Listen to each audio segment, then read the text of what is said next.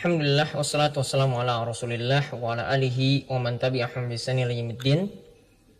Para pemirsa, setelah kita melihat pada pembahasan yang lalu yaitu tentang 3 darah pada wanita, yaitu darah haid, darah nifas, dan darah istihadah, saat ini kita akan melihat apa yang dibawakan oleh Abu Syuja dalam matan Al-Ghaya wa Taqrib, yaitu tentang lama waktu haid, waktu nifas, dan waktu istihadah. Lama waktu haid, waktu nifas, dan waktu istihadah.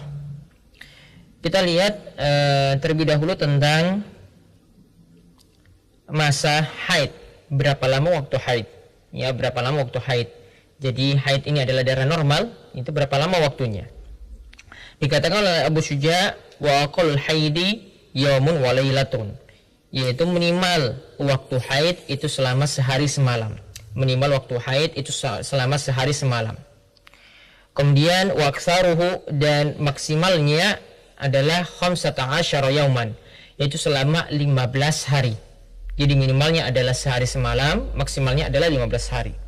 Lalu beliau katakan, dan umumnya didapati pada wanita masa haid itu berlangsung selama situn aw sab'un, 6 atau 7 hari. Kemudian beliau katakan lagi tentang darah nifas. Darah nifas wa qallun nifas, dan minimal lamanya waktu nifas adalah lahwa, itu sekejap, yaitu dalam waktu yang singkat, yaitu bisa saja ya kurang dari sehari.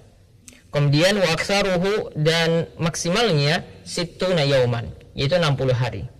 Kemudian wa ghalibuhu arba'una yauman, dan maksimalnya adalah 40 hari. Maksimalnya adalah 40 hari. Jadi di sini beliau menerangkan yaitu masa lamanya haid dan nifas, ya. Jadi beliau di sini memakai standar waktu. Untuk waktu maksimalnya beliau tetapkan, dan untuk waktu ya minimalnya beliau tetapkan. Jadi beliau menetapkan waktu demikian. Namun sebagaimana diterangkan oleh Syekh Abdurrahman bin Nasir As-Sa'di, yang lebih tepat dalam masalah ini, karena tidak ada dalil yang menegaskan waktu minimal dan waktu maksimalnya, maka kita katakan untuk darah haid maupun darah nifas itu tidak ditetapkan waktu maksimal ataupun waktu minimalnya. Waktu maksimal, waktu minimalnya tidaklah ditetapkan. Artinya di sini, jika seorang wanita itu sudah punya kebiasaan, ya, Syekh As-Sa'di itu mengurutkan, jika wanita sudah punya kebiasaan, maka yang jadi patokan adalah kebiasaannya. Misalnya kebiasaannya adalah dia biasa mendapati darah haid itu selama 6 hari di awal bulan. Maka jika dia mendapati sampai 10 hari atau lebih daripada itu, maka yang lebih dari 6 hari tadi itu adalah tidak termasuk darah haid, tapi termasuk nanti darah istihadah. Itu termasuk darah istihadah. Kemudian jika ya dia tidak punya kebiasaan 6 hari seperti tadi, ya, namun dia dapat membedakan manakah darah haid, ya, manakah darah haid dan manakah darah istihadah, yaitu darah kotor atau darah penyakit. Maka dia memakai patokan dengan melihat perbedaan warna darah. Ya, kalau darah haid ya warna merah kehitaman, ya, jadi mendekati warna hitam, sedangkan darah istihadah adalah darah yang warna merah. Jadi ketika dia dapati darahnya itu adalah darah warna merah, berarti itu adalah darah istihadah, yang dia itu masih tetap sholat dan masih tetap puasa. Tapi kalau dia dapati adalah itu darah yang warnanya itu merah kehitaman, maka dia ketika itu ya tidak mengerjakan sholat dan tidak mengerjakan puasa. Jadi patokannya ketika dia tidak punya kebiasaan, maka melihat pada perbedaan warna darah.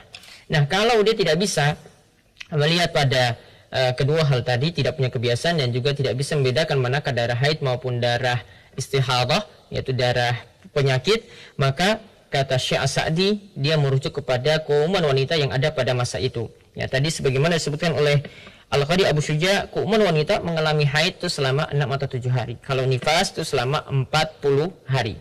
Dan apa yang dikatakan oleh Syekh Sa'di juga menunjukkan bahwasanya dalam waktu nifas juga tidak dibatasi dengan waktu tertentu. Tidak dibatasi dengan waktu tertentu, artinya jika seorang wanita masih mendapatinya lebih dari 40 hari, maka dia dikatakan masih mendapati nifas. Jika dia mendapati nifasnya itu kurang dari 40 hari, misalnya cuma 35 hari, maka ketika darahnya itu berhenti, maka sudah dikatakan dia darahnya itu berhenti, sudah kembali suci, dan ketika itu setelah suci dari nifas, dia mandi dan dia kembali mengerjakan sholat dan kewajiban yang lainnya. Lalu Abu Syuja menyinggung tentang masalah masa suci. Beliau katakan wa qallu tuhri bainal haidatain, yaitu minimal lamanya waktu suci di antara dua haid itu adalah 15 yauman, yaitu selama 15 hari. Wala hadda li aksarihi, dan tidak ada batasan maksimalnya.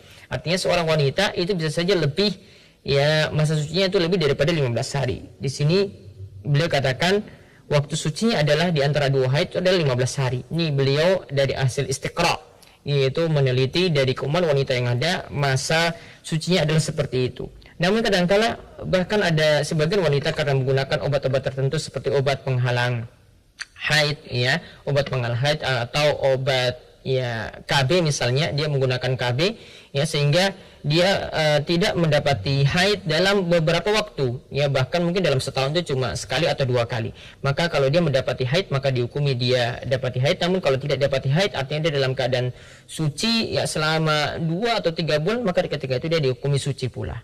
Kemudian beliau mengatakan lagi wa aqallu zamani tahidu fihil mar'ah tis'u sinin, yaitu wanita pertama kali mendapati haid itu minimalnya adalah 7 tahun. Ya, minimalnya adalah 7, ya, minimalnya adalah 9 tahun. Jadi dalam mazhab Syafi'i adalah tis'u sinin, yaitu 9 tahun. Jadi inilah yang jadi pendapat dalam mazhab Syafi'i, 9 tahun. Artinya kalau wanita itu kurang dari 9 tahun sudah mendapati haid, maka itu tidak dikatakan darah haid, namun itu darah kotor, ya. Namun yang lebih tepat dalam masalah ini, sebagaimana juga yang dikatakan oleh Syekh Sa'di, tidak ada penetapan, ya, waktu minimal atau umur minimal mendapati haid. Artinya ketika seorang wanita itu 7 tahun sudah mendapati haid, maka dia dihukumi mendapati haid walaupun belum mencapai 7 tahun seperti dalam mazhab Syafi'i. Kemudian yang terakhir yang dibahas oleh Abu Syuja tentang minimal waktu hamil. Ya, karena masa haid dan nifasnya ada kaitannya dengan hamil, maka beliau singgung tentang minimal waktu hamil. Minimal waktu hamil itu adalah sittatu ashhur, adalah 6 bulan.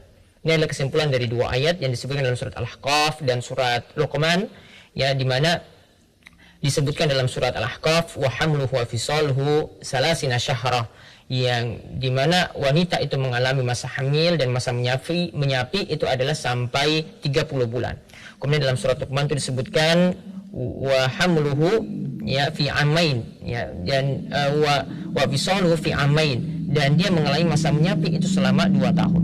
Berarti minimal masa hamil, ya, 30 bulan dikurangi 2 tahun, 30 bulan dikurangi 24 bulan, yaitu 6 bulan. 30 bulan dikurangi 24 bulan, yaitu 6 bulan. Maka sebagaimana kata Abu Syuja di sini, kesimpulan dari dua ayat tadi dikatakan bahwasanya waktu minimal hamil adalah 6 bulan.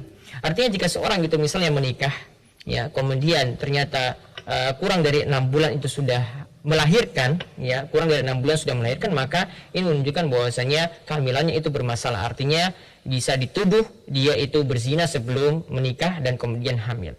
Kemudian wa aktsaruhu, maksimalnya atau paling lamanya masa hamil itu adalah kata Abu Syuja arba'u sinin, yaitu selama 4 tahun.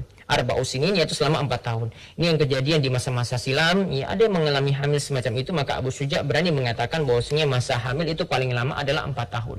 Dan umumnya kata beliau, ya, ghalibuhu tis'atu ashhur, masa hamil itu adalah 9 bulan.